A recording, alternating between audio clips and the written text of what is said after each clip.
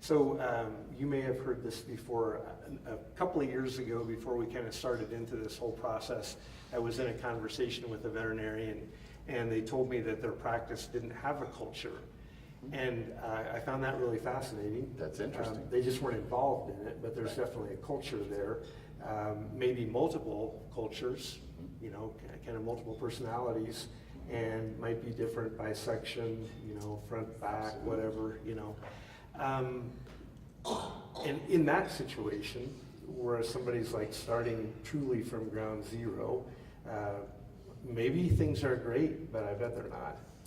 How do you go about, you know, like kind of identifying the rogue cultures that have developed, figuring out, you know, who quit but forgot to leave, Right. who's retired on active duty, those sorts of things? Yeah, it's a really interesting point, especially that who quit but is still here, right? I'm showing up for the paycheck, however, I'm not contributing anything to where you want to go or what. Oh, but I've been here for 15 years. Right, absolutely, and I'm still cashing that check every week to pull you back or hold you back. But I've been here 15 years. Exactly. Tenure is important in veterinary medicine, and that's I've how been we here treat it. 18 years now. I got to 22 once. I got to 22 once. We were having a conversation about how many people have someone that they think they should have fired after 6 months. And people were raising their hands. We talked about this a little bit yesterday. And I said, okay, now how many have had somebody for 2 years there? And they raised their hand. I got to 22 with one group, you know, where it's like, she's been here 22 years and I kind of wish we'd let her go after 6 months. I mean, you know, the best time to plant a tree is 20 years ago. The second best time is right now. So let's get moving. It is a challenging thing, and I think building that destination helps you cause that conversation. Because now, if I've got this vision of who we want to be as a culture that we all built together, I get to have different kinds of conversations in my practice.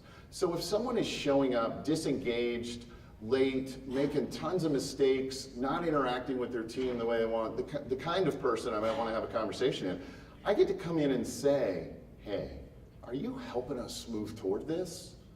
Or are you pulling us back? And what do you want to do differently if you're not helping us toward this, right? Yeah. Let's have that conversation. But now we got a thing to have a conversation about, rather than just my opinion of your performance and what I think you should do differently or be differently.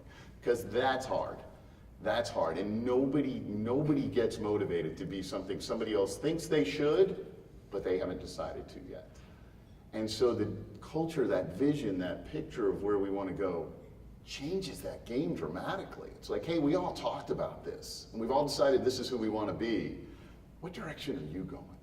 And what steps are you taking to get there? And how can I help? You know, what's your plan for helping us move toward this culture? And how can I support that plan? But it's their plan to get to the destination with your help, not your plan for how they should be better people. Yeah. Right? Because that just doesn't work. Yeah.